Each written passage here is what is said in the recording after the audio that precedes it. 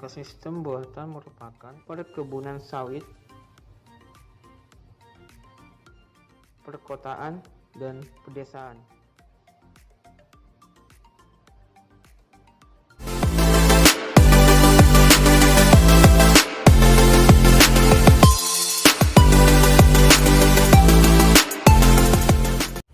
Assalamualaikum warahmatullahi wabarakatuh. Hai teman-teman, jumpa lagi kita di DFB Nanti Channel dalam segmen biologi.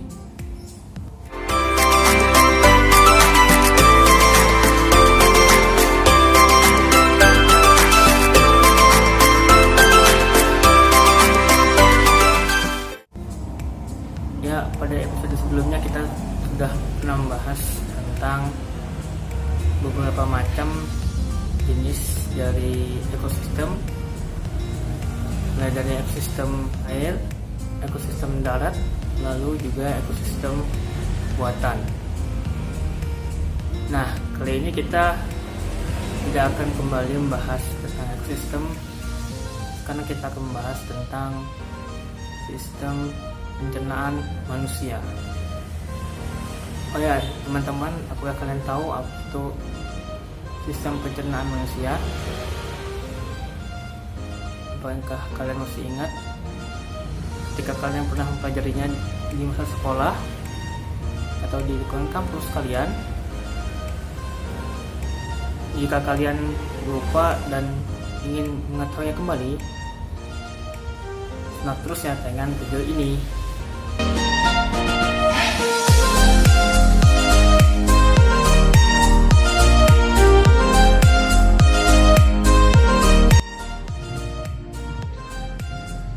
Sistem pencernaan merupakan serangkaian jaringan organ yang memiliki fungsi untuk mencerna makanan.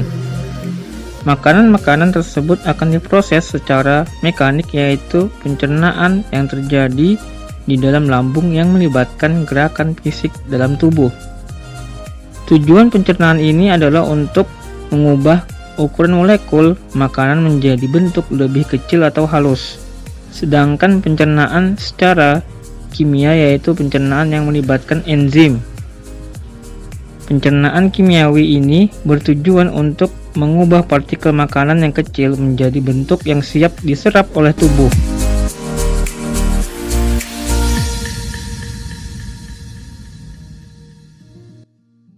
Organ-organ saluran pencernaan meliputi mulut, kerongkongan atau esofagus, lambung, usus halus, usus besar, rektum, dan anus. Sementara itu, organ-organ pencernaan pelengkap adalah kantung empedu, kelenjar air liur, hati, dan pankreas. Yang pertama adalah mulut. Proses pencernaan dimulai di dalam mulut, tempat terjadinya pencernaan mekanis dan kimiawi. Mulut berfungsi untuk mengunyah makanan menjadi lebih halus agar mudah dicerna. Di dalam mulut terjadi pencernaan secara mekanis oleh gigi dan kimiawi oleh enzim amilase. Gigi memotong makanan menjadi potongan-potongan kecil. Potongan kecil makanan lalu dibasahi oleh air liur sebelum lidah dan otot-otot lain mendorong makanan ke dalam paring dan melanjutkannya ke dalam kerongkongan atau esofagus. Bagian luar lidah terdiri dari papila, yakni tonjolan-tonjolan yang berfungsi mencengkram makanan dan mengenali rasa. Sementara itu, kelenjar ludah terletak di bawah lidah dan dekat rahang bawah menghasilkan air liur ke dalam mulut. Fungsi air liur adalah memecah makanan, memecah karbohidrat, melembabkan dan membuat makanan menjadi lebih mudah untuk ditelan. Selanjutnya adalah kerongkongan. Kerongkongan atau esofagus adalah saluran yang menghubungkan mulut dengan lambung. Saluran ini merupakan jalan bagi makanan yang telah dikunyah dari mulut menuju proses pencernaan selanjutnya di dalam lambung. Otot-otot kerongkongan memindahkan makanan dengan gerakan peristaltik. Ini adalah kumpulan kontraksi dan relaksasi otot yang menimbulkan gerakan seperti gelombang sehingga makanan terdorong masuk menuju lambung. Sphincter atau otot-otot berbentuk cincin terletak pada ujung kerongkongan yang memiliki fungsi sebagai pembuka dan penutup jalan masuk makanan menuju lambung.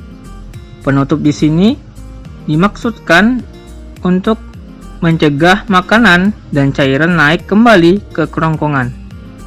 Selanjutnya yang ketiga, lambung. Lambung adalah organ berbentuk huruf J yang berukuran sekitar 2 kepalan tangan. Lambung terletak di antara kerongkongan dan usus halus pada perut bagian atas. Lambung memiliki 3 fungsi utama dalam sistem pencernaan manusia, yaitu menyimpan makanan dan cairan yang tertelan, mencampur makanan dan cairan pencernaan yang diproduksinya, serta perlahan-lahan mengosongkan isinya ke dalam usus kecil. Getah lambung terdiri dari pepsin dan asam klorida atau HCl. Pepsin berfungsi untuk memecah protein menjadi pepton, sementara asam klorida atau HCl berfungsi untuk membunuh kuman dan bakteri pada makanan serta mengaktifkan pepsinogen menjadi pepsin. Selanjutnya yang keempat adalah hati, pankreas, dan empedu. Hati adalah organ pelengkap dalam sistem pencernaan karena akan membentuk cairan empedu yang diperlukan dalam proses pencernaan lemak. Empedu tersebut lalu akan ditampung di kantung empedu sebelum digunakan di usus halus. Kantung empedu berfungsi untuk menyalurkan empedu ke usus halus. Hati merupakan organ yang akan menghasilkan empedu. Sementara itu, pankreas berfungsi untuk memproduksi enzim pencernaan guna mencerna karbohidrat, protein, dan lemak di usus halus. Selanjutnya yang kelima adalah usus halus. Usus halus adalah saluran kecil selebar 2,5 cm dengan panjang sekitar 10 meter. Usus halus terdiri dari 3 bagian, yaitu duodenum atau usus 12 jari, jejunum, usus kosong, dan ileum, usus penyerapan. Duodenum atau usus 12 jari berfungsi sebagai tempat pencernaan makanan secara kimiawi. Makanan dari lambung yang masuk ke duodenum akan dinetralkan dulu oleh senyawa bikarbonat dari pankreas. Lalu makanan tersebut dicerna dengan bantuan enzim aminase, lipase, dan tripsin dari pankreas, serta enzim maltase yang dihasilkan usus halus sendiri. Berikut ini adalah proses yang terjadi pada usus dalam sistem pencernaan manusia.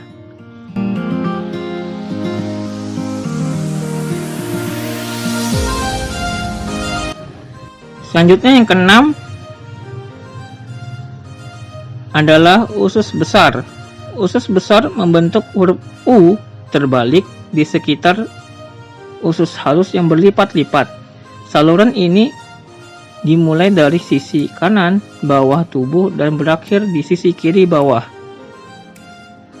Panjang usus besar sekitar 5-6 meter dan terdiri dari 3 bagian, yaitu cecum, kolon, dan rektum.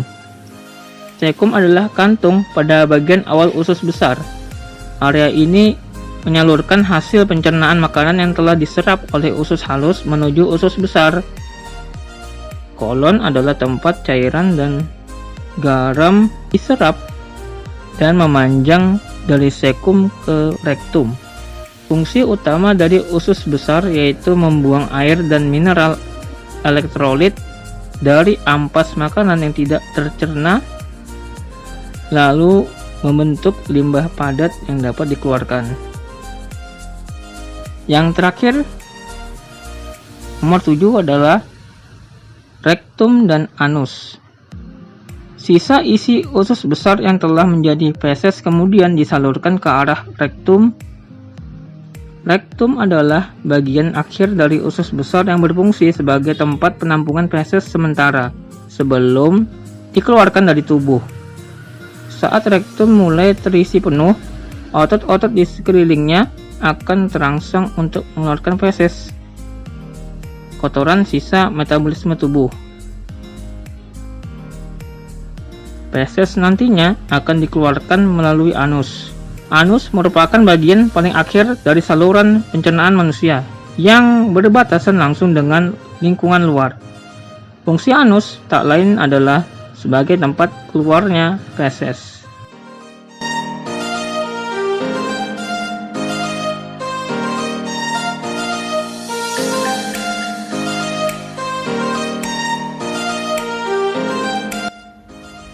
Ya, tidak terasa kita sudah berada di video ya.